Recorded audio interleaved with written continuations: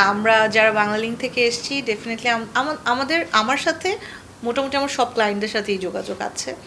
And সবাই আসলে সবার মতোই ব্যস্ত, কেউ কারো লাইফ নিয়ে ব্যস্ত, কাজ নিয়ে ব্যস্ত, অনেকের বেবি হয়ে গিয়েছে।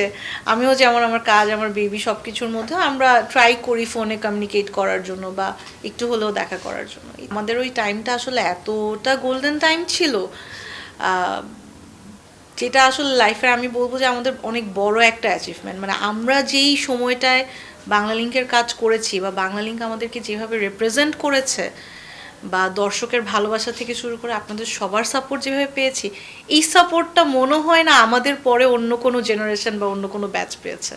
সো ডেফিনেটলি এখনও যখন দেখি যে কোথাও গিয়ে যে আমার বাংলালিংকের কিছুদিন আগে একটা বিলবোর্ড দেখে আমি ছবি তুলে আপলোড করেছিলাম যে এখনও আছে, so it makes me feels really good.